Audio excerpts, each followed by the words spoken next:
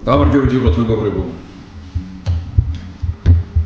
ჩვენ პირველად ხვდებით გიორგობის ბრწყინვალე დღესასწაულის შემდგომ. მინდა კიდევ ერთხელ მოგილოცოთ ყველას, მივილოცოთ საქართველოს და ვისურვო გვეცხოვროს ბედნიერებით სავსე საქართველოში. ბედნიერებით სავსე იქნება საქართველო მაშინ, როდესაც სიკეთით გამარჯვებული იქნება. დღეს უაღრესად საინტერესო პიროვნებასთან ერთად იქნება პირდაპირ ეთერში ბატონი სოსო ბაჩიაშვილი, რომელსაც აქვს უდიდესი გამოცდილება მის ასაკთან შედარებით და ვთქვა რომ ეს არის ქვეყნისთვის სასარგებლო და მინდა რომ მიხარია რომ ასეთი ადამიანები არიან მეცნიერთა კონგრესთან დაკავშირებული, ასეთი ადამიანები არიან დასახელებული ხალხის და მოსახლეობის მიერ იმ საზოგადოებრივ პარლამენტში, რომელიც ბოლოს და ბოლოს მივა ბოლოსკენ და დაიწყებს მუშაობას და თქვენ კიდევ ერთხელ საინტერესო პიროვნებას მოусმენთ დღეს, როგორც გითხარით, ბატონ სოსო ბაჩიაშვილს, რომელიცაც აქვს გამოცდილება როგორც პრივატიზაციის სამინისტროში ძალიან ცოტა ხანი, მაგრამ მერე იყო საგარეო ეკონომიკურ ურთიერთობათა მინისტრი, იყო უმაღლესი საარბიტრაჟო სასამართლოს ხელმძღვანელი, იყო მეცნიერებათა აკადემიის პრეზიდენტის მოადგილე და რა ვიცი, ძალიან დიდი გამოცდილებით არაერთი საერთაშორისო ორგანიზაციის წევრია და ყველაზე სასიხარულო ამბავი არის ის, რომლის თაობაზეც თვითონ მე გვეთქვის, რომ ამერიკაში ყველაზე დიდი გამომცემლობა დაგეგმილი აქვს გამოცეს მისი წიგნი ხელოვნური ინტელექტი და ადამიანი. ჩვენ ამის თაობაზე ვისაუბრებთ, ბატონ სოსო, მოგესალმები და მინდა დავიწყო ერთი რამით, რომ დღეს რომან ურუას დაბადების დღეა. 85 წლის გახდა ჩვენთვის უაღრესად საინტერესო პიროვნება. სამწუხარო ის არის, რომ არავის ასეთი ასაკის ადამიანის ასეთი ადამიანი არის და 85 წელი უსულდება და რა ვიცი როგორ გითხრათ ახლა ალბათ სხვანაირად უნდა აღინიშნებოდეს რა დიდი ოლიმპიელი პიროვნება. მე უბრალოდ კიდევ ერთხელ მინდა ეს წიგნი ვაჩვენო, რომ მე როდესაც ვამბობ ხმამაღლა რომ მე რო ადრე მწოდნებოდა მე არ ვიცნობდი ასე ახლოს რომან ურუას, თორემ მე დარწმუნებული ვარ იგი ახლა ქუთაისში იქნებოდა, იმიტომ რომ მას მცხეთაში აქვს გაკეთებული სასწაული ამ სიტყვისული მნიშვნელობით, ანუ იქ სადაც ნაგავსაყრელი იყო, ქვაბორი იყო, წალკოთა დაქცია, ეს წიგნი არის ამის დასტური. ეს წიგნი, რომელიც რაღაც ამ წიგნის გამო მე ჯვარს მაცეს, მაგრამ კიდევ ერთხელ ვიმეორებ, რომ იქამდე მივიდა, რომ რაღაც ჩვენ გამოვეცით ეს ბატონ რომან ურუას არაფერს ის არ ქონდა ამ წიგნის გამოცემასთან, ჩვენ გამოვეცით და რაღაც კაპიკები რო დარჩა ამის გამო პრაქტიკულად დაგვიყადაღეს ყველაფერი და რომან ურუას წიგნი სტამბა, რომელიც ხელისუფლების გვერდით დგას დღეს, რომან ურუას წიგნის ეს მაკულატური ჯარჯი ჩააბარა დარჩენილი, ეს არის კატასტროფა. ამ სიტყვის მნიშვნელობით ჩვენ გვყავს პიროვნება, მოღვაწე, მამულიშვილი, ქართული ერთობის დარბაზის დამფუძნებელი, ხელი რომ მოაწერა მოქმედების მანიფესტს მერაბ ბერძენიშვილთან, ეზო ჩხეიძესთან, ანზორ ერქომაიშვილთან, რომან ესე იგი ტაგილ ხალხელაურთან და სხვებთან ერთად, აი ესეთი დიდი მასშტაბის პიროვნება და აი აგერ მინდა ვთქვა, რომ ჯერ როდესაც მისი 75 წლის იუბილე აღნიშნეთ ჩვენ მაშინ ჩვენ გავაკეთეთ ეს და ამით ხოლო და ჩვენი შესავლისთვის ბატონ სოსო მნიშვნელოვანი იქნება.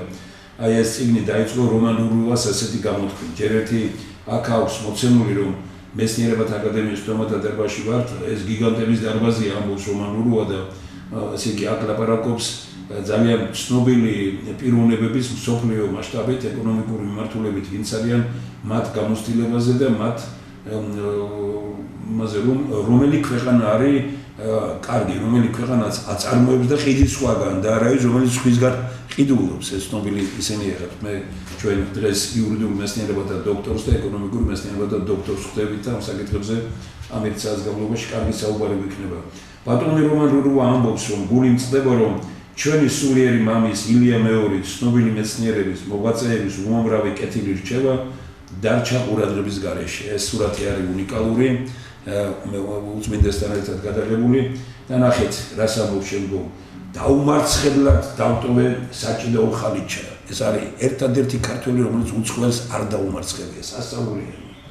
წარმატებული ადამიანი ვარ ცხოვრებაშიც, მაგრამ დღევანდელობით მოსვენება მაქვს დაკარგული. ერთეულთა წარმატება ტაძრამდე მისასვლელი გზა არ არის. მინდა ვიცხოვროთ ზნეობით, ინტელექტით, ბედნიერებით სავსე სამშობლოში. ამას იმსახურებს მრავალ ნატანჯი საქართველოს, ქართველი ხალხი, საქართველოს მოსახლეობა. ხო არის ესეთი აი მართლაც უნიკალური გამონათქვამი და აი მოღვაწის გამონათქვამი და მოღვაწის ეს მერაბ ბერძენიშვილმა თქვა რომ მე ბატონი რომანი მარტო მოჭიდავე მეგონაო და რო ვკითხულობ მის სტატიებსო ეს არის მოღვაწე კაციო ეს ხელის გულზე უნდა ვყავდესო და აი ნახეთ ბატონი რომანის ბოლო სიტყვა დაფიქრებისთვის ქვეყანაში მდგომარეობა სასიკეთოდ ქვეყანაში მდგომარეობის სასიკეთოდ შესვლა არ არის ძნელი რა არის საჭირო კითხვას სვამს ბატონი რომანი და პასუხობს ღირსება ხალხში პასუხისმგებლობა ხელისუფლებაში ღირსეულის დაფასების პოლიტიკა ქვეყანაში სამი ძალიან ესეთი წერტილოვანია როგორც ხალხისა და ქვეყანაში იმის გაცნობიერება რომ ხელისუფლება ხალხის მსახურია და არა უფროსი ხალხსა და ქვეყანაში იმ წმენის გაძლიერება რომ სამშობლოს გადარჩენა ჩვენშია ქვეყანაშია გარეთ მეგობრები უნდა ვეძებოთ და არა მხსნელები პატრონები და ფული ასეთი დიდი ქართული ბიზნესთვის ღირს ცხოვრებას და თავგანწირვას სწორედ ამიტომ ვამბობ დიდი ქართული ერთობით გაიმარჯვებს ჩვენი სამშობლო და თითოეული ჩვენგანიც აქ არის ბატონ სოსო ერთი უნიკალური სურათი რომლითაც მხოლოდ ერთი იმით აი იმას ეს არის ეს სურათი არის წამია დაჭერილი მეხიკოს ოლიმპიადაზე საბჭოთა კავშირის მოჭიდავეებს არ აქვთ მედალი მით უფრო არც ერთი ოქრო ასეთი კრახი არ ქონიათ მეხიკოს ოლიმპიადაზე ყველაზე გამოსვლა საერთოდ ყველაზე ბოლო სპორტული ღონისძიება იყო რომან რურუა მის მოწინააღმდეგესთან ამით დამთავრდა და ეს ზის გამოსვლის წინ და იცით მოიგო როგორც აიხლაც კარბის როგორც ქართველი ამაზე მოიგო როგორ და სიცხლილი ჩამორეცხა მთელი ჭიდაობის ისტორიას საბჭოთა კავშირის საქართველოს ყველას რომ ერთადერთმა კაცმა გადაარჩინა მაშინ სახელი და ავტორიტეტი ჭიდაობის რომელიც დაკავშირებული იყო საქართველოსთან და დაკავშირებული იყო ასე კი აი ასეთი ადამიანი გვყავს მას 85 წელი შეუსრულდა აი ტელევიზია ქართული ტივის გარდა მე დღეს არ მინახავს არაფერი რომ სხვაგან ყოფილიყო აი ამიტომ ეროვნული ტელევიზიები საჭირო ამიტომ ეროვნული განწყობა მე დარწმუნებული ვარ ბატონი სოსო შემოგვიერთება და მიულოცოთ ამ უღირსეულეს კაცს გამორჩეული პიროვნებას დიდ მამულიშვილს რომან რურუას მიულოცოთ დაბადების 85 წელი და ვიამაყოთ რომ ხალხს ესეთი გული და სული გილოცავთ ბატონ რომან დიდი კაცი ხართ დიდი ქართველი ხართ და დიდი პატრიოტი და გილოცავთ კიდე მრავალჯერ მოგველოცოს თქვენთვის ბედნიერი წლები დიდი მადლობა და დაუბრუნდეთ ბატონო სოსო ჩვენ საკითხებთან მინდა რომ ამ წიგნის თაობაზე რომელიც გამოდის ამით დავიწყოთ ესეც სასიხარულოა გაუხარდება ბევრ ჩვენთან მით უფრო იმის ფონზე რომ ამერიკის ლანძღვაგინება მიდის საქართველოში მიდის ევროპის ლანძღვაგინება მიდის გაუგებარიკება დიდება ნუ თქვათ ესე იგი რა თქმა უნდა კარგად უნდა ვიყო ჩინეთთან ირანთან არაბებთან კი ბატონო ყველასთან რუსეთთან მაგრამ ესე იგი მე არ ამგონია რომ ეს ასეთი ლანძღვაგინება და მით უფრო აგერ ძალიან მიხარია რომ სიხართ პიროვნება რომ ყოველგვარი თქვენი ჩართვის გარეშე გადაწყვიტა რედაქციამ რომ გამოვიდეს წიგნი ესე იგი ხელოვნური ინტელექტი და ადამიანი და ჩვენ გვინდა რომ მეცნიერთა კონგრესის დიდ ხსომაზე თქვენი ეს მოხსენება მოისმინოთ და ალბათ ეს იქნება მომდევნო კვირის ორშაბათს ან სამშაბათს უფრო სამშაბათს ალბათ და ამის თაობაზე ვეთქვით საჩატარდებო როგორ და ყველას ექნება საშუალება რომ დაესროს ტელევიზია ქართული აპირებს რომ ჩაიწეროს თავიდან ბოლომდე და ნუ გადაცემული იქნება ბრძანეთ მე პროფესიით იურისტი გახლავართ და ცოტა ეკონომიკაშიც ვერ ყვევი მაგრამ ცოტა როგორ მოვხვდი მე საერთოდ ხელოვნური ინტელექტის სფეროში დღეს სამართალში და საერთოდ იურისპრუდენციაში ყველაზე აქტუალური პრობლემა არის ხელოვნური ინტელექტის სამართლებრივი მართვა მოგხსენებათ რომ ხელოვნური ინტელექტი არ აზროვნებს მას არ აქვს მორალი ინდისი დამუსი პატიოსნება და ასე შემდეგ თუმცა ამაზე მე კიდევ ვილაპარაკოთ და ის შემოდის ძალიან სწრაფი ტემპით ჩვენს ცხოვრებაში უბრალოდ უკვე ყოფით საკითხებში უკვე შემოსულია, რომ აღარ ვილაპარაკოთ რაღაც სხვაზე, მეცნიერებაზე, კულტურაზე და ასე შემდეგ. და აი სწორედ სამართლებრივი პრობლემები ხელოვნური ინტელექტისა, მე სამართლის ფილოსოფოსი ვარ სპეციალობით, იყო ჩემი, ასე ვთქვათ, ინტერესი. მაგრამ რომ დავიწყე ამ ხელოვნური ინტელექტთან, ასე ვთქვათ, ურთიერთობა და გაცნობა იმ მასშტაბებისა, თუ საით მიდის, როგორ მიდის და რა სწრაფით ვითარდება ეს ყველაფერი,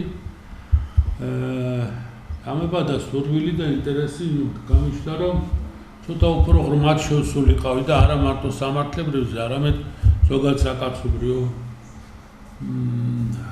თემებზე ყოველ შემთხვევაში წარმოდგენა მქონოდა. ამან საშუალება მომცა ჩამოვაყალიბებდი და აზრი ეს მე ჩამოვაყალიბე, ასე ვთქვათ, თეზისების სახით, მაგრამ ეს თეზისების დაახლოებით მარტო თეზისები გამოვიდა 70 გვერდი. ხო. მე ერთმა ჩემი დიდი ხის მეგობარი მყავს. ინგლისელი. მას გაუგზავნე, მან იცოდა ამის შესახებ. აღმოჩნდა, რომ ისიც დაინტერესებულია ამ საკითხით. ისე მე იმან გადაუგზავნა ამერიკულ გამომცემლობას SAMS და ორმა გეგმაში ჩასვა და ერთმა პირდაპირ განაცხადა, რომ ეს აქტუალური თემაა ძალიან და მზად არის, რომ ასე ვთქვათ, გამოსცეს. ახლა ვთქვათ, რედაქტირებაში და დროის. ახლა რას ეხება ეს? ეს ეხება ძალიან მნიშვნელოვან საკითხებს. მე მინდა გითხრათ, რომ აი უბრალოდ მაგალითი მოვუყარო, თუ რაოდენ სწრაფად ვითარდება ხელოვნური ინტელექტი. 8-9 თვის წინ მაგალითად ქართულ ენაზე ხელოვნური ინტელექტის ტექსტის პოვნა იყო ძალიან ძნელი. და თუ იპოვიდით ქართულად ნათარ ტექსტს, ეს არ იყო არც ქართული, არც იმდენად ცუდი თარგმანი კეთდებოდა. აი 8 თვის განმავლობაში იმდენად სწრაფად წავიდა ეს ყველაფერი, რომ დღეს მაღალ პროფესიონალური თარგმანია უკვე. მე შემიძლია ვთქვა, რომ შეიძლება კარგმა თარჯიმანმაც ვეღარ გადათარგმნოს ისე, როგორც ხელოვნურად. და ეს მარტო თარგმანში არ არის, ძალიან ბევრ ამაში. ესე იგი, ხელოვნური ინტელექტი აკეთებს უკვე ამ თარგმანს და აკეთებს უმაღლეს პროფესიონალურ დონეზე. იმ დროს, როდესაც 8 თვის წინ რომ წაგეკითხათ თარგმანი გაგეცინებოდათ ეს. ეხლა დღეს ისეა ბატონსო, რომ აი მაგალითად Facebook-ზე რო შევდივარ, ის გეუბნება Facebook-ი გეკითხება, დაადასტურე რომ შენ ხარ ადამიანი და რატომ? იმიტომ რომ უკვე ხელოვნური ინტელექტი გაცილებით უფრო კარგად აკეთებს, ვიდრე ადამიანს შეუძლია ბევრი რამ. ეხლა ჩვენ ვლაპარაკობთ ხელოვნური ინტელექტზე და გარწმუნებთ, რომ მსოფლიო მოსახლეობის 1%-მაც არ იცის რა არის ეს ხელოვნური ინტელექტი. აი შემოქმედების თვალსაზრისით ამაში ჩაბმულია თუ დაახლოებით 5000 კაცი, ვინც ქმნის ამას. მეტი კი არა. მაგრამ ამხელა რამეს ქმნიან. მაგრამ ეს NASA სერიოზული პროგრამაა, ხო? არა, NASA-ზე ბევრად, ასე ვთქვათ, ბევრად დიდი და რთული ეს ძალიან გლობალური პრობლემაა, ეხლა გეტყვით ორი სიტყვით. აი ამ ვითარებაში ვართ, რომ მსოფლიოს მოსახლეობის 1%-იც ვერ სარგებლობს ჯერ და უკვე გამოჩნდა ახალი არა ხელოვნური ინტელექტი, არამედ სინთეტიკური ინტელექტი. სინთეტიკური ინტელექტი სრულად განსხვავდება ხელოვნური ინტელექტისაგან, რატომ? რადგან ის აზროვნებს. და ის აზროვნებს. ესე იგი, ხელოვნური ინტელექტი არ აზროვნებს, ის სწრაფად პასუხარი აქვს, სწრაფად შეაგროვოს ინფორმაცია და ლინგვისტურ-ლოგიკურ ანალიზის შემდეგ მოგცეს რაღაც პასუხი. და რაც შეეხება სინთეტიკურ ინტელექტს, ეს ჩვეულებრივად აზროვნებს, აი ჩვეულებრივად ასე ვთქვათ, ჩვეულებრივი მოაზროვნე არის, რომელსაც აქვს თავისი გამჟღა, თავისი ფსიქიკა, თავისი ხასიათი და ასე შემდეგ და ასე შემდეგ. ეს არის მოაზროვნე მექანიზმი უკვე, რომელიც დამოუკიდებელ ანალიზებს და დამოუკიდებელ დასკვნებს აკეთებს. ეს არის იმდენად დიდი განსხვავება ხელოვნური ინტელექტისგან, ამას ახსნაც არ ჭირდება. ჩვენ მივედით იქამდე, რომ ესე იგი ახლოს ავართ ადამიანის ტვინთან. ესე იგი, ბატონ სუსუ, იმდენად მნიშვნელოვან რამეებს ეხებით, რომ მე მინდა რომ მართლაც ეს შეხვედრა, რომელიც სამშაბათ შედგება ალბათ და ჩვენ გვაქვს გარკვეული მოლაპარაკება მეფე დავითში, მე-17 სართულზე არის დარბაზი, სადაც პერსონალური წინასწარ განცხადებები გაკეთდება ალბათ. დაახლოებით 150-მდე კაცის საშუალება არის, ტექნიკური საშუალებებია, იმისი რომ ძალიან სრულყოფილად ეს ყველაფერი მოვისმინოთ. ამიტომ თქვენ რასაც ამბობთ, უკვე ისეთი ინტერესს გამოიწვევს ეს შესავალი, რომ მე არ მინდა რომ უფრო გამდეტალება გააკეთოთ, რასაც თვლით საჭიროდ მნიშვნელოვნად და დანარჩენი მე სხვა თემებითაც გავაგრძელებთ.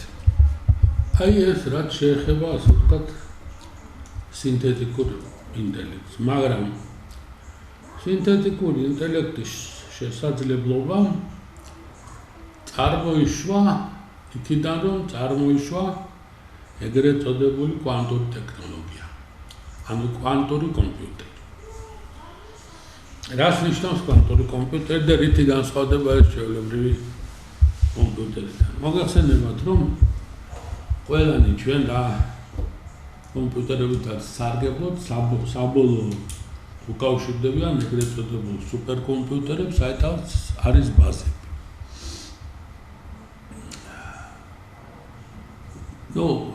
მე არ შევალ ტექნიციზმში, უბრალოდ ვთქვათ ასე. აი დღევანდელი სუპერკომპიუტერი რასაც გააკეთებს 10,000 წლის განმავლობაში.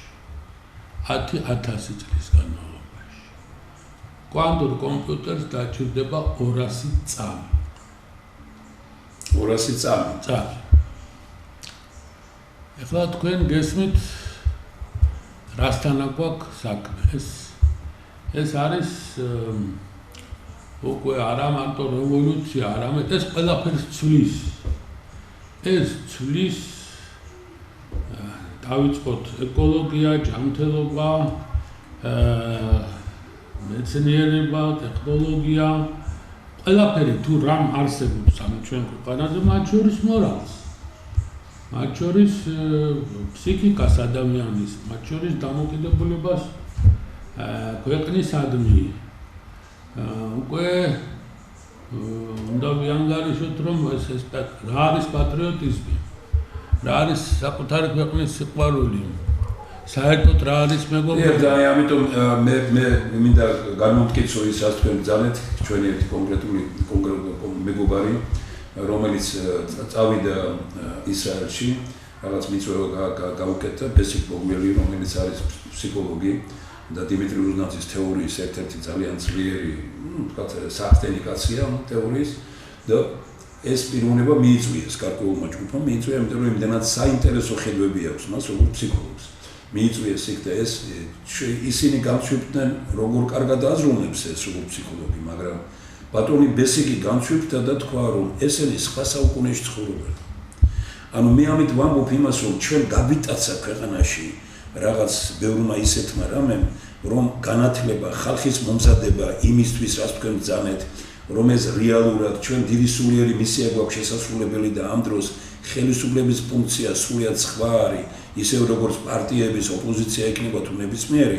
აი მე ბატონი თქვენი საუბარი და ბატონი ბესიკი ბოგველის საუბარს რომ ვადარებ ერთმანეთში და მან მითხრა რომ აქ ინოვაციური ტექნოლოგიები იმ დონეზეა, რომ ჩვენ სადღაც ჩარჩენილი ვართ. ეს თქვენი საუბარი მასთან როდის იყო ბატონო? და ხე შეცვლილი იქნება 5 დღესი.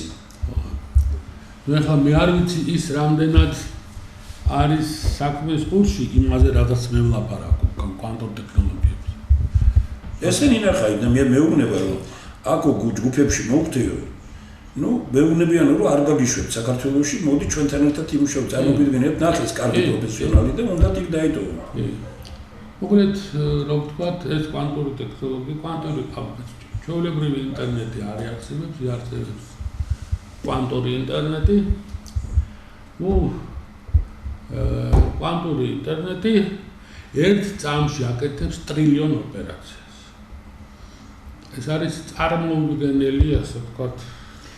მე არ მინდა ბატონოსოს ამის იმას შევიდეთ, იმიტომ რომ თქვენ იმდენად ხართ, ახლა როგორც ძალაც ლექტორი გამორჩეული და იმდენად საუბრობთ ამაზე, რომ ამ თემიდან ვერ გამოგიყვანთ და მე მინდა რომ ეს საუბარი ჩვენი რომელიც შედგება მუდმივ სამშაბათს იყოს იმდენად ამომწურავი, რომ თქვენ ძალიან კარგი შესავალი გააკეთეთ და მე მინდა გითხრათ, რომ ჩემთვის ეს თემა ძალიან მნიშვნელოვანია იმ თვალსაზრისითაც, რომ ბატონმა გიანა და რეიშვილმა, რომელმაც თქვათ დაამზადა ზოგიერთი რამ, ჩვენ კვანტური თეორიის გამოყენებით გითხრა, რომ ხორბლის მოსავალი, ასე იგი, ანუ ორგანული სასუქი იქნება და ხორბლის მოსავალი გაორმაგდება და ჩვენ ბატონ კახა შენგელიასთან ეს ინსტიტუტში მივიწვიეთ. ბატონი კახა ის პიროვნებაა, რომელიც თელ მსოფლიოში მოგზაურობს და იცით თქვენ, რომ მსოფლიოს უნივერსიტეტების რექტორთა პრეზიდენტი იყო ორი არჩევა და ახლა აფრიკაშია და სასაუბრებს აფრიკნებს კიდე იქიდან. ესე იგი ეს კაცი არის მაძიებელი კაცი და ეს კაცი არის პიროვნება, რომელიც რაღაც სასწაულად მოქმედებს, რომელსაც უნდა რომ სხვანაირი ტელევიზია უნდა შეიქმნას, რომელიც ახვალიო და რასაც თქვენ ბრძანეთ კვანტური და რაღაც ბევრ რამეზე.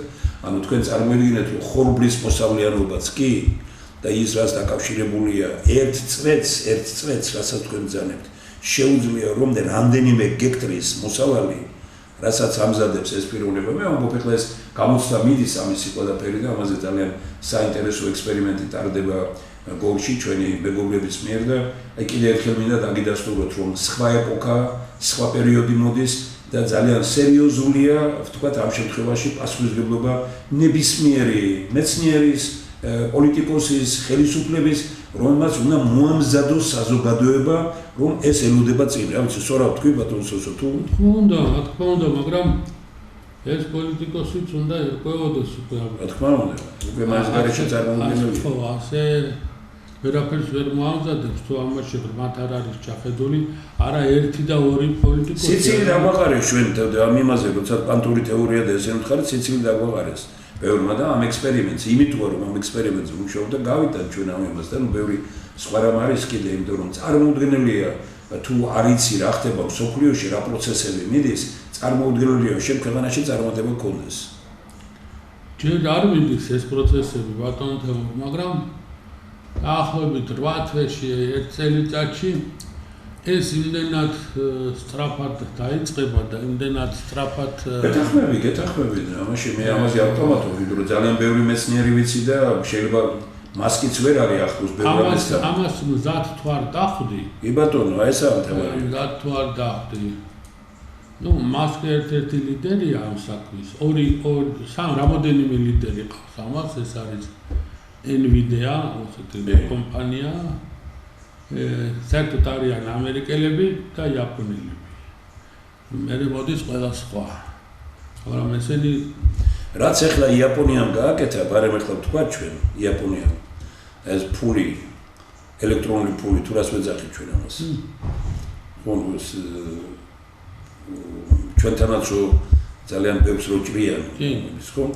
ეხლა იაპონიამ 2 დღის წინ ისე მოემზადა და მეცნიერებმა ისეთი რამ შეთავაზეს მას, რომ ესე იგი რეალურად 1 მილიარდი ვისაც ჰქონდა, გახდა გუშინ 600 მილიონი და თუ ასე წავიდა, როგორც აკეთებს, ესე იგი იაპონია, გახდება ერთ კვირაში გახდება 200 მილიონი.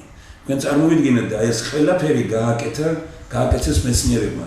ვინც წავიდა წინ, ჩინეთი მიდის არა წინ, 100,000 მეცნიერი გავიდა ჩინეთიდან ტაივანზე ერთ ღამეში ეს გააკეთა მაშინ მაუძედუნმა. გერმანია წავიდა წინ გარკვეულ პერიოდში, მაშინ ეს სასაუბრამეებს აკეთებდნენ ერხარდი და სხვები. და აი ამიტომ ყველაფერი არის დაკავშირებული მეცნიერებასთან. თქვენ მეცნიერების გარეშე ხედავთ თქვენ რომელიმე ქვეყნის მომავალს. ეს შეუძლებელია, უბრალოდ ეს აი როგორც ადამიანს საკვების წყლის გარეშე არ შეუძლია არსებობა, დღეს ქვეყნის პოლიტიკურ რუკაზე დარჩენა არის პირდაპირ დაკავშირებული მის მეცნიერებასთან კავშირში. აგაშენებმა. დიდი მადლობა. აი როგორი შესავალი მე ამის შემდგომ უკვე მინდა იმ თემას დავუბრუნდე, რომელიც ჩვენთვის დღეს ყველასთვის მნიშვნელოვანია, ძალიან ბევრს დავპირდი, რომ ამ თემაზე გვექნებოდა საუბარი.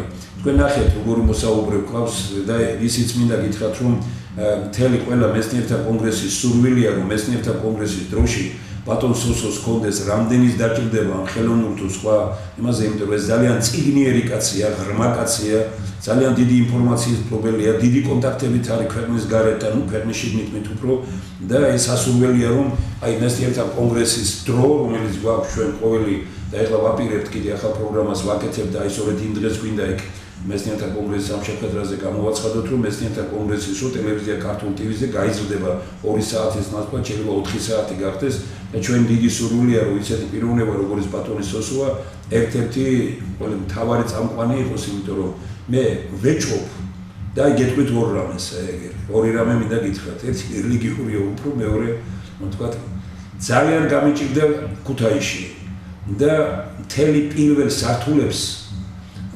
პრაქტიკულად იცით საბჭოთა კავშირის დროს როგორ იყო, რომ პირველ სართულებზე იყო ატელიეები და ეს საყოფაცხოვრებო ობიექტები იყო. პრაქტიკულად 1000 ლარად ის რაც ღირდა 100 მილიონი, დღეს ღირს ალბათ. ესე იგი 100 მილიონი ღირს, მაშინ 1000 ლარად ყიდულობდა გარკვეული ჯგუფი. აი ორნი დავჭით ჩვენ და ეს არის ერთადერთი კაცი, რომელიც მაშინ შეედავა, შეეკამათა და რომელიც უმძიმეს მდგომარეობაში აღმოჩნდა ქუთაისისა და ჩემს გამო, რომ მიხეილ სააკაშვილი და მისი გუნდი მაშინ კომიტეტის თავმჯდომარე იყო, ამას აკეთებდნენ ყველაფერს და ყიდიდნენ პრაქტიკულად ქთამით. მათ კათისე ვერ გაიტანეს როგორც უნდათ, მაგრამ მაინც შეძლეს რაღაც გაკეთება, მაგრამ მე მინდა დღეს გითხრათ დიდი მადლობა და ქუთაისში იცოდნენ, რომ აი ის ვიანც მაშინ იცავდა, აი ატელიეები რომ ქალაქის ყოფილიყო, ისი არ გაკიდულიყო, რომ მთელი ინდივიდუალური კერვის ატელიეები, რომელთაც მოდებული იყო პირველი სართული ყველა, აი ესე კაპიკებში არ ჩაეგდო და მინდა გითხრათ ბატონ სოსო, რომ ვინც ჩაიგდო ის კაპიკებში, დღეს პოლიტიკას განსაზღვრავენ, აი ეს არის მთელი უბედურება ამ ჩვენი იმის. ეს ერთი რომელიც თქვათ ქალაქთან იყო დაკავშირებული და მეორე ჩემთან პირადად შემთხვევით არაფერი ხდება. გიორგო ბაგუშინცინი იყო. დღეს ჩვენი შეხვედრა არის პირდაპირ ეთერში. სრულიად შემთხვევით კახეთში ვარ და შევხვდი სრულიად შემთხვევით ბატონ სოსოს. მოვიკითხეთ ერთმანეთი კარგახანი არ ვიყავით შეხვედრი და მან მითხრა რა შვები როგორ ხარ და ოჯახში რა მითხრა ორი გოგო მყავს და ბიჭი მინდა ძალიან და მეუბნება რომ აი ეგ არის თეთრი გიორგის ეკლესიაო მითხრა. აი ვიდეო შეთხოვეო თეთრი გიორგის ეკლესიაში ახმეთის საზღვარზეა იქ ხო და შეთხოვეო თეთრი და ვინც კი ეს გააკეთა თეთრი გიორგი როგორ აწყურის თეთრი გიორგი აი გულით შეთხოვეო და გეყოლება ბიჭი შევედი გულით შეთხოვე და უთხარი რომ თუ თქვათ ეს ბიჭი მეყოლება ჩამოვალ აქ აწყურის თეთრი გიორგიში მონათლავ და გიორგის დავარქვევ მეთქი სახეს დიდი მადლობა რას ვირჩიეთ გავაკეთე ყავს ბიჭი გიორგობა იყო და გილოცავ თქვენს და რა ვიცი ძალიან მობილი სალოცავია ისე რომ მე ძალიან თუ ვინმეს კიდევ გაქვთ ასეთი მე ჩემთან შესულდა ეხლა რა შეიძლება მთავარი თემა ჩვენი რაც არის ეს დაკავშირებულია ისევ და ისევ ამ მადაღებულ ვთქვათ ინვესტიციასთან რომელიც შემოდის ქვეყანაში მე საერთოდ ბატონსო მინდა გითხრათ რომ ინვესტიციის წინააღმდეგი არ უნდა იყო მაგრამ ინვესტიცია უნდა იყოს ისეთი რომ ის ქვეყანაში უნდა ტოვებდეს ბევრ რამეს და არა იმას რომ ინვესტიცია რომ მოდის აქ შეიძლება რომ ის ინვესტორი უკვე პრაქტიკულად რასაც მოიგებს აქ თუ გარეთ გააქვს და შიგნით არჩევა ქვეყანაში ეს თუმცა უფრო კატასტროფულია ჩვენ დღეს რეალურად მე დღეს არ მინდა აქ ვისაუბრო რამდენიმე პიროვნებას მე კი ვიტყვი ამ გვარს მაგრამ დღეს გქონდა ერთ პიროვნებასთან საუბარი დაგულანძღა ჩვენ ყველა ბატონ სოსო პეტრე მამრაძემ ტელევიზიით გამოსვლისას და თქვა რომ ვინც არაბულ ინვესტიციას ებრძვისო ესენი მოღალატეები და ესენი არიან მე დაურე კიდევ ეუბნები რომ მოდი მეთქი პირდაპირ გადაცემაში დავიდეთ და მითხარი საერთოდ მითხარი ერთი არაბული ქალაქი თუ არის მსოფლიოში სადმე აშენებული ასე იგი ყველაფერი იციან და ეს იცის რომ არ არის მაგრამ თქვა რომ არ ვიციო არის თუ არა და ნუ ეხლა მე მასე არ ვსაუბრობ, მე ამ შემთხვევაში ვლაპარაკობ ერთ რამეს, რომ ესე იგი გამოჩნდნენ ადამიანები, რომლებიც უჭერენ მხარს ამის ამ ქალაქის მშენებლობას, თავის დროზე ჩვენ შევთავაზებთ, თქვენ გახსოვთ თქვენთანაც გქონდა ამის თაობაზე საუბარი, რომ ბაგრატიონი ქალაქი და არაფერი არ ჭირდებოდა მას, რომ ქალაქი ბაგრატიონი აშენებული იყო გელათში. მივიღეთ ეს გადაწყვეტილება გვარი 9 საუკუნე იყო საქართველოში და თუ ვაშინგტონში არის დედაქალაქი ვაშინგტონი, ამაში ცუდი რა არის, ფუძემდებლები არიან ხო ამერიკის კონსტიტუციის და ამერიკის და ასევე საქართველოში რატო არ უნდა ყოფილიყო და ერთი კაცი მხარდამჭერი არ აღმოჩნდა. იგივე ადამიანები და თანაც ამ ბაგრატიონს საქართველოსთან წასული ემიგრანტები, სხვები და საქართველოში ცხოვრობდნენ ყოველგვარი ვინმეს დახმარების, ინვესტიციის და რამის გარეშე, რომ ტერიტორია იყო გამოსაგები და მეტი არაფერი. ამას არავინ მხარე არ დაუჭირა, არც ხელისუფლებაში და არც ხელისუფლების გარეთ, არც ოპოზიციურ პარტიებში. ატყდა მთელი ამბავი 6.6 მილიარდზე, მაშინ როდესაც მე ვიცი კოსოვოში და სერბეთში რაც არის გაკეთებული ამ კომპანიებს და ბევრი რამ, რომელიც მე ერთ-ერთმა ჩვენმა ძალიან საინტერესო პიროვნებამ ლუკა ჩხეიძემ, ჩვენ ესე იგი დიდი საერთაშორისო აუდიტის წევრია, ეს ახალგაზრდა 26 წლის ბიჭი, ძალიან თუ სადოქტორო დაიცვა ლონდონში და მან გამოგიგზავნა ანალიზი, მაგრამ ვიდრე ამ ანალიზს ვითხოვდე ბატონოსოს, რომ თქვენი აზრი, ჩვენ არ გქონდა წინასწარ საუბრის საშუალება, ისე მოხდა, რომ პირდაპირ შემოვედით აქ და ძალიან თქვენი აზრი, ისე თქვენს უჭერთ მხარს, მე ადამიანი თავისუფალია ვის იმაში და ძალიან თქვენი პოზიცია. უცხოური ინვესტიციები მე არა ვარ უზომოდ გამოყენების აგაშენებთ მომხრე. და რატომ არა ვარ? რომან რურუას დაბადების დღეა დღეს და იგივეს ამბობს რომან რურუამზე. უბრალოდ მეცნიერება არის საშუალება რომ მიაღწიო ჭეშმარიტებას რა. ხა, ნუ ნახოთ რას ამბობს ეს მეცნიერება, ხო ბოლოს და ბოლოს როგორ უნდა გაირკვას. აი წარმოვიდგინეთ საქართველომდე ავიღოთ პატარა ანალიზი. აი მაგალითად ავიღოთ აფრიკა. ავიღოთ ლათინური ამერიკის ქვეყნები. მაგრამ აფრიკაში უფრო გამოკვეთილად ჩანს ეს და მოგახსენებთ. მაგალითად არის ასეთი ქვეყანა კოტე-დ'ივუარი, ყოფილი კოტე-დ'ივუარი. ყოფილი სპილოს ძვლის სახელწოდება ქონდა. ეს არის უნიკალური ქვეყანა, უნიკალური პროდუქციით. მან მოდის სოფლიოს კაკაოს ბირთვების სოფლიო მოსავლის 58%. 20% მოდის განაში და დანარჩენი 17 ქვეყანაში. მაგრამ ყველაზე ხარისხიანი არის ეს კოტე-დ'ივუარის თქვათ კაკაო. რას ნიშნავს კაკაოს ბირთვი? ეს არის ის რაზეც დგას დღევანდელი კულინარული ინდუსტრიის ძალიან დიდი ნაწილი ზუსტად და საკონდიტრო ინდუსტრიის 100%. არანაირი, ასე ვთქვათ, კმილეული არ მზადდება თუ ეს არ აქვს. ნუ წარმოიდგინეთ გაქვთ ახლა რა მოთხოვნაა ეს არის პრაქტიკულად ექსკლუზიური პროდუქტის მქონე ქვეყანა და ახლა შევხედოთ რა დღეშია ეს ქვეყანა. ქვეყანაში დაახლოებით 62% წერა-კითხვის უცოდინი არის. საშუალოდ ადამიანზე იხარჯება საშუალოდ $1.50-ზე ნაკლები. $1.50 დღეში. აი ამ პლანტაციებში მომუშავეთა 90% არის ბავშვები. ისინი არ სწავლობენ. ბავშვები იმიტომ არის, რომ მათი მოკრეფა ამ ძნელია. დასრული ადამიანი სუჭში გასვლა და ბავშვები ადვილად კრეფავენ, მაგრამ ისინი კი კრეფავენ ამას, მაგრამ კარგავენ, ასე ვთქვათ, ბავშვობას.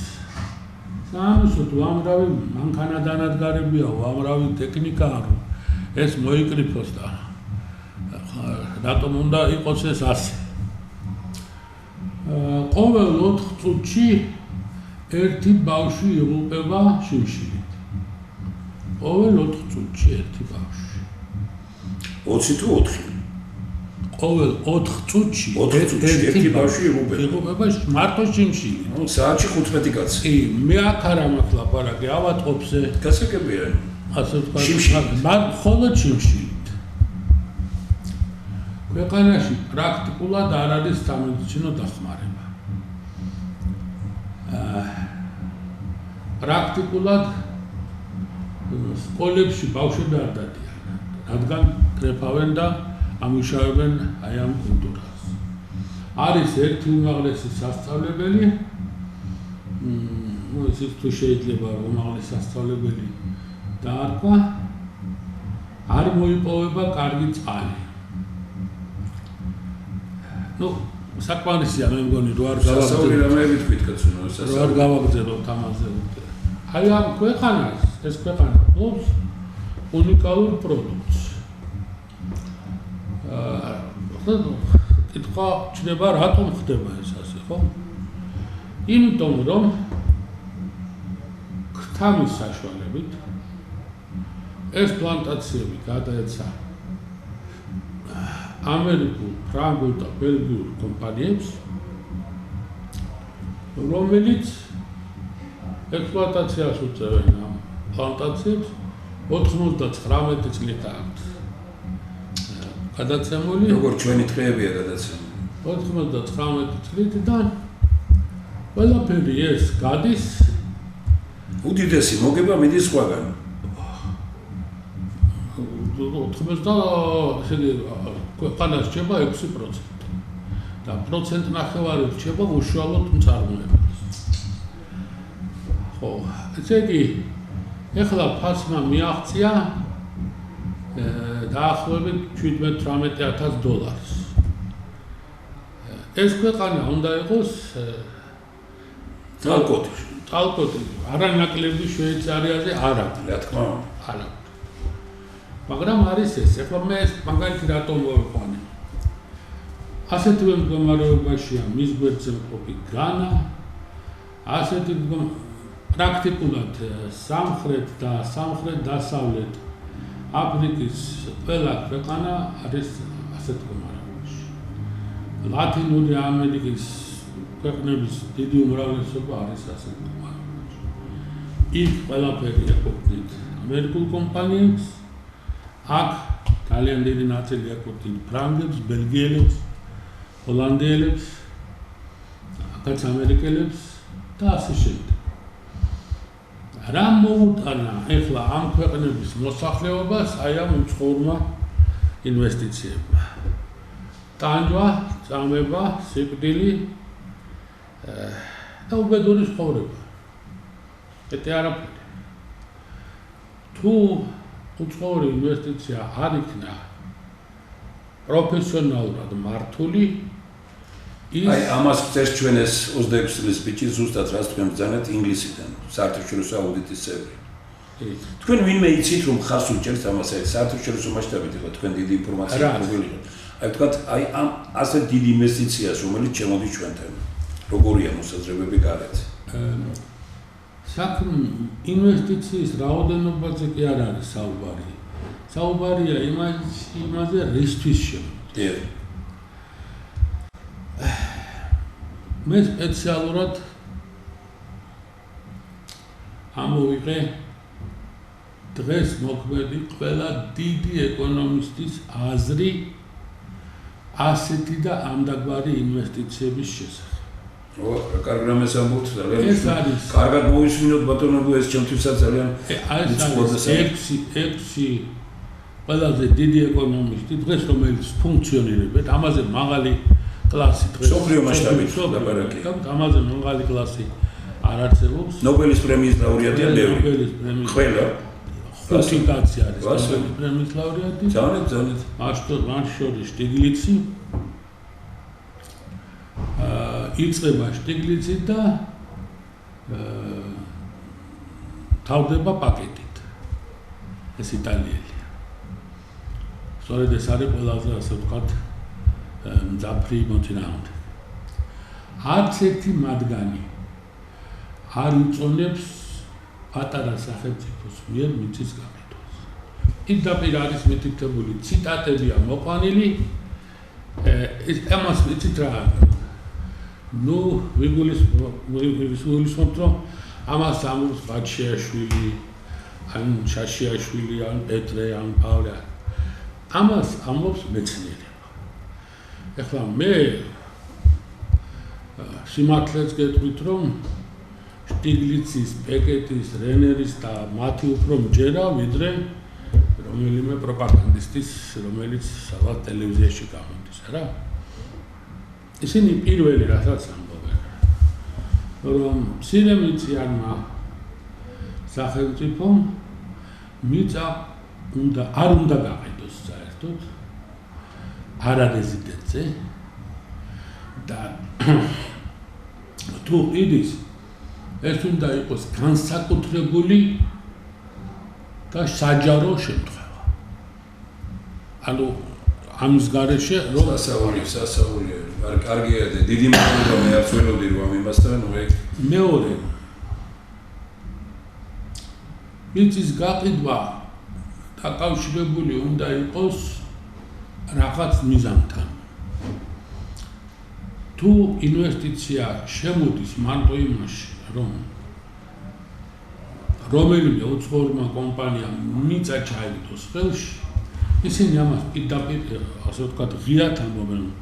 ეს არ არის ინვესტიცია, ეს არის ინვესტიციის ფორმით განხორციელებული სპეკულაცია. ინვესტიციის ფორმით განხორციელებული სპეკულაცია. კიდევ ერთხელ ეს დევს მათ ნაშრომებში ყველა თქვენგან შეუძლია თუნდაც ხელოვნური ინტელექტის გამოყენებით შევიდნენ და ნახონ ეს ხალხი დღეს არის რა ვიცი ახლა პრეზიდენტების 90% მაგათ უჯერებს და მანდა მაინც მე რატომ არ უნდა დაუჯერო სასაულია ჩვენი აგერ პატრონსოს ეგრე ჩვენთან ილია მეურის გამოთქმა არის არც მეფეს არც პრეზიდენტს არც პატრიარქს არ აქვს უფლება გაყიდოს მიწა ეს არის ასე ვთქვათ რელიგიური ლიდერი ესენი გევნებიან მეცნიერული გასაგები კი ბატონო მაგას ვამბობ მე მეც აი ახლა ჩვენ აი აგერ გავაკეთეთ თავიდან ამის ის იყო მიწის გაყიდვა სულის გაყიდვით იწყება ხალხის ღალატით გრძელდება და ქვეყნის გაყიდვით თავდება როგორც თქვენ ძალიან წერა აი ვთქვათ კოდივუარში განაში და ამაში როგორი მდგომარეობაა სტიგლიცი პირდაპირ გეუბნება რომ მიწის გაყიდვა ეს არის სუვერენიტეტის გაყიდვა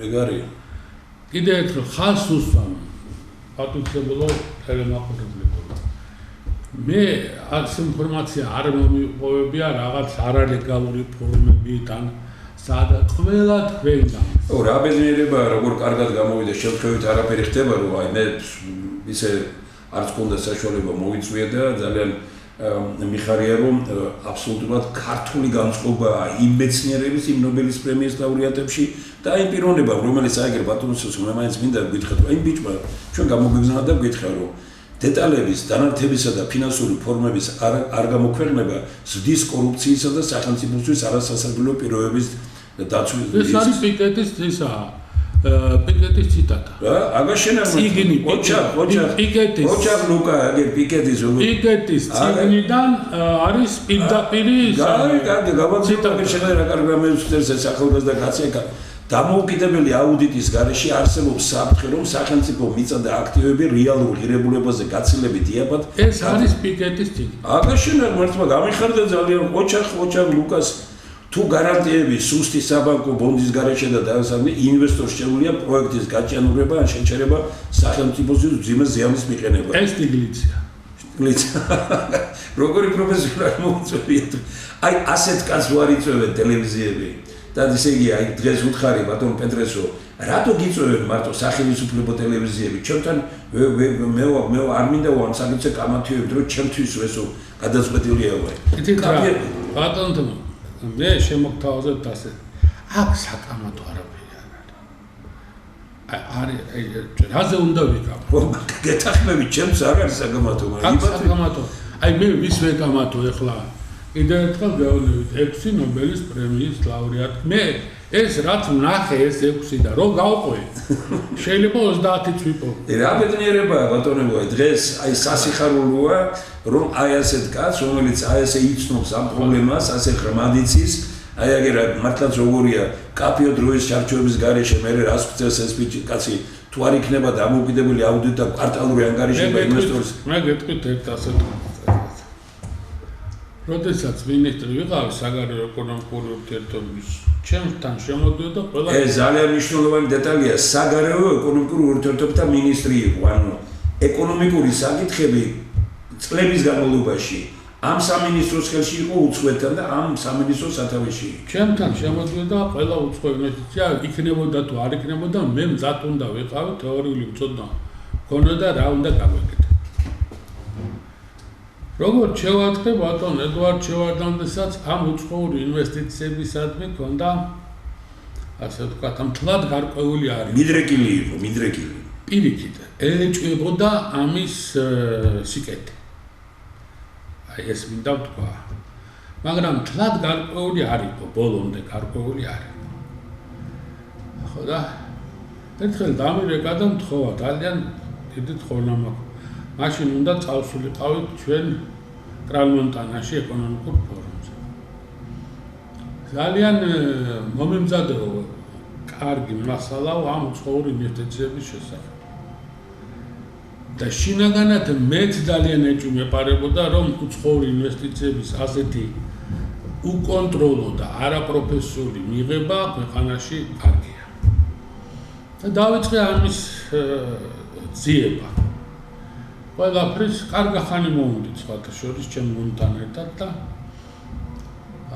არ არსებობს ეკონომისტი ასე თუ ისე მსოფლიოს ეკონომიკური საზოგადოებისათვის მცოდნე რომელიც დაგეთანხმებათ რომ პატარა სახელმწიფოს შეუძლია მიწა გაყიდოს და მეორე ინვესტიცია რომელიც შემოდის ასეთი ფორმით ეს არ არის ინვესტიცია პირდაპირ გეუბნებით ეს არის ინვესტიციის ფორმა მაგრამ სპეკულაციური შინაარსი საერთოდ ისინი რას თვლიან ინვესტიციას ინვესტიცია არის მხოლოდ ის რომელიც მიმართულია ამა თუ იმ ქვეყანაში ეკონომიკის რეალური სექტორის გაშენება ანუ ეს არის ეკონომიკის რეალური სექტორი თვით ეკონომიკის წარმოება ეს არის მომსახურების სფერო და ეს არის კომუნიკაციები. აი ამ სამი ასე ვთქვათ მაშინაა პროფესიონალურად ყველაფერს ნუ კიდევ ერთხელ მეორე ამ კაცს სახელმწიფო ტელევიზიები არ მიიწვევენ. იმიტომ რომ რეალურად მას ხელთ აქვს ძალიან ღრმა ანალიზი მსოფლიოში არსებული პროცესების და გითხრა მარტივად ყველა ცნობილი მეცნიერი მსოფლიოში ვინც არის დღეს ნობელის პრემიის ლაურეატი 5 სულ 6 დაასახელა 5 მათ შორის ამბობს რომ პატარა სახელმწიფო მიწა არ უნდა გაკიდოს რომ ეს არის დანაშაული მეტი რა უნდა თქვას ახლა კაცმა არ ვიცი არა არ ცადაო არ არის აქ არაფერი არ არის გეთახმები აი მე ნახეთ რა არის აუცილებელი პროექტის წარმატებული განხორციელებაში ხელშეკრულების სრული გამოქვეყნება დეტალებით ანუ ესენი გვეუბნებიან რომ არ ვაქვეყნებთ და რა გინდა ეს ჩვენ ეს თუ დათანხმდი ამას ბატონო იმის მერია ეს საჭირო აქ ესენი დათანხმდნენ ყველაფერს არა მეცნიერები გეუბნებიან რომ უნდა ნუთანხმდეთ საერთოდ არ არის არ დათანხმდეთო კაცო არ განიხილოთ თუ აი ესო წარმოებასთან არ არის დაკავშირებული ბატონო არ გაშენათ მათ ესე იგი აი მინიმუმ ორი დამოუკიდებელი აუდიტი ძალიან კარგი ნუ ყოჩა გამახალგაზრდა ვიტმაებთ რომ ნობელის პრემიის ლაურეატებზე დაარქმევით აგერ გითხრა საოცარი ისეთი ანალიზი მოგცა რომელიც რომელსაც თქვენ ადასტურებთ რა მე ერთი რამ მინდა გავიხსენო ისევ მესამე სამება კარგია ბატონ სოსუსთან დაკავშირებით იყო პერიოდი როდესაც საქართველოში შემოვიდნენ არაბი შეიხები მე მაშინ ქუთაისში ვიყავი ქალაქის მერი და ჩვენთანაც ჩამოვიდნენ სამდრედიაში სხვაგან ამას მაშინ ძალიან საინტერესო პიროვნება იყო დიდი მსტურვა რომელიც აი ამ კარკულწილად ამის სათავეებთან იყო ჩამოვიდნენ და მოვედნენ თან საქართველოს და მერე შედგა შეხვედრა პრეზიდენტთან ბატონი სოსო იქაც წავიდა კატეგორიული წინააღმდეგი და ვამბობ ხმამაღლა. მაშინ, როდესაც უჭირდა ქვეყანას, მაშინ როდესაც ძალიან მძიმე მდგომარეობა იყო, საქართველოს ამბობდა 2-3 რამეზე უარს. ის რომ არ მიგვეცა, თქვათ, მიწა აი ამ ხალხისთვის და ხესები არ გაგვეყიდა. სწორად ვამბობ. არც ხესები გაიყიდა მაშინ და ითქვა რომ ეს დანაშაული იქნება, დღეს ყველაფერი გაყიდულია, ხალხი მიიყვანეს იქამდე, აი ნახეთ როგორ მდგომარეობა იქნება, ხალხი მიიყვანეს იქამდე შუქი არ არის, ხო იცით რომ ხელოვნურად კეთდებოდა ესა რა, ბევრი რა. მიიყვანეს იქამდე რომ შუქი არ არის, ხალხმა თქვა, ოღონდ შუქი მოგვეცით და გაყიდეთ რაც გინდაო. ეხლა ხალხი მიიყვანეს იქამდე, რომ ესე იგი შიმშილის პირზეა ძალიან დიდი რაოდენობა, ამბობენ, მიწა კი არა, ყველაფერი გაყიდეთ, ოღონდ საჭმელი მომეცითო. აი აქ ეს არის ხელისუფლებების დანაშაულებრივი კურსი, რომელიც ხორციელდა ამას ხელისუფლებები ვერ გაბედავენ, რომ მეცნიერები დადგნენ მაგრად, რომ ინტელიგენცია დადგეს მაგრად, რომ ხალხი დაიცვან და არა ხელისუფლებები, რომ ხელისუფლებებს არ ყავდეს თავისი ნაკიდი, არაერთი და ორი ეკონომისტი და ექსპერტი და ძალიან ბევრი ვინმე, რომელსაც კიდევ ერთხელ ვიმეორებ, დღეს სასწაული რამე მითხრა, ინვესტიცია თუ არ შემოვიდაო, ვერ განვითარდებაო მეურნეობა მამრაძე და ინვესტიციები ამერიკას არ შეუძლიაო ტყუილი, ევროპას აღარ შეუძლიაო და ინვესტიციები შემოვა მხოლოდ არაბული და ინდონეზიის და აფრიკის გავგირდი, უთხარი კაი დამანებეთ თავი. ესე იგი, აი ხედავთ თქვენ სად მივიდა დღეს, სად მივედით ჩვენ, როდესაც ესეთი პროფესიონალი ექსპერტები ყავს, მე ვიმეორებ დღეს იმ პიროვნებას უთხარი რომ დღე და ღამ ამერიკა ევროპას იძახდი. ეხლა როგორ იძახი ამ ჩინეთს? და რატომ ლაპარაკობ? მაშინ ამერიკიდან იღებდა, არასამთავრობო ორგანიზაციებში იყვნენ, ამერიკიდან იღებდნენ ფულს. მე ვარ ბედნიერი რომ არავისგან არ აძროს, არც ამერიკისგან, არც რუსეთისგან, არავისგან, არც ამ ჩინეთისგან, არავისგან არ მიმიღია, მოვიდნენ ჩვენთან და მითხრეს რომ აი კომუნისტური პარტია აქვს, მომავალია მსოფლიოსიო, ჩინეთიო. და ეს კიდევ ძველი პერიოდი რო იყო და მითხრეს რომ აი კომუნისტურ პარტიასთან დაგაკავშირებთო ეგ ვერა, კარგად ხო ხართ, რაებს ლაპარაკობთ მეთქი თქვენ. ესენი დღეს, ესე იგი, აქ ვერ აუტანიათ, მაშინ კომუნისტურს ებრძოდნენ და კომუნისტური სახელმწიფოს პროპაგანდას ეწევიან თავიდან ბოლომდე. მე არ ვარ ჩინეთის წინააღმდეგი. მე ვამბობ იმას, რომ ეს არის დანაშაულებრივი ქმედება ეგრეთ წოდებული ექსპერტების ქვეყანაში, რომლებიც არიან მონახელისუფლების. 1-2 წუთსვარლებში თქვენ რასაც ჩათვლით საჭიროთ და ამით დავამთავრებთ თქვენი იყოს ბოლო სიტყვა. არაფერი, ბატონო, იცით რა რომ იმსჯელო რაღაცაზე, უნდა ასე ვთქვათ ნახევარზე მაინც უნდა იყოს ხო და არა, ხო რაღაცა და ახლა ნუ რა ვიცი, რაზე უნდა იმსჯელოთ ხო. იმ დროსაც, როდესაც თქვენ ამბობდით, რომ ესები არ გაყიდო, მაშინაც რატომ იყო ეს? მაშინ საშუალება იყო, მაშინ შევარდნაძეს დიდი ავტორიტეტი ჰქონდა დასავლეთში და ასე შემდეგ და ისინი ვპირდებოდნენ, რომ მაგის ფულს ჩვენ მოგცემთ. აი ეს მოტივი მოქმედებდა ძალიან, ეს იყო მთავარი, მაგრამ მე მხედრიონის და იმის ამბების მერე დაიხურა ეგ საკითხიც. ხო, თორე. ასე მიშვება სულ რა გვაქვს 400 კილომეტრია ჩვენი ასე ვთქვათ სიგრძე ჩვენი ქვეყნის და 220 სიგანე. ხო, რამდენი რაღა გვაქვს რომ გექტრობით ვათლიოთ, ჩვენ ისიც კარგად არის დასათვლელი რა გვაქვს გაცემული. კარგად აბსოლუტურად სწორზალე. კარგად არ არის ეს დათვლილი ჯერ და არც ვიცით. მე მიხარია რომ ასეთი ადამიანები ყავს ქვეყანას, მიხარია რომ ასეთი ადამიანებია დაკავშირებული მეცნიერთა კონგრესთან, ძალიან მიხარია რომ სამშაბათს ჩვენ აი ამ ხელოვნური ინტელექტით ადამიანი ბატონი სოსო ბაჩიაშვილის მოხსენებას მოვისმენთ, ის ალბათ იქნება ტელევიზიით შემდგომ გადაცემული, მას შეიძლება რომ იქ Facebook პირდაპირ ეთერი შედგეს, ძალიან კარგი გამგებლობა წინ და მე ვამაყობ იმით რომ ჩვენ ვეძებთ სწორედ ობიექტურ მიუკერძოებელ ესე იგი ექსპერტებს, პიროვნებებს მეცნიერებაშიც, რომლებმაც იციან მსოფლიოში რა პროცესებია და რომელთაც იციან რომ საქართველოს განვითარება როგორ უნდა წავიდეს. ასეთი ერთ-ერთი ასეთი არის ბატონი სოსო ბაჩიაშვილი და მივესალმები თუ ის საბოლოოდ მიიღებს გადაწყვეტილებას და მეცნიერთა კონგრესის დროში მას ექნება თავისი პერსონალური გადაცემა. მარტო მე არა ვარ, ბევრი გვაქვს, ასეთი ხალხი ბევრი არიან და რა თქმა უნდა, არიან ადამიანები და ერთიანად რა თქმა უნდა, მე ამას მე ზუსტად დიდი მადლობა ბატონო სუსო, დიდი მადლობა და მაგრად ვიყოთ, კარგად ვიყოთ და იმედით ვიყოთ.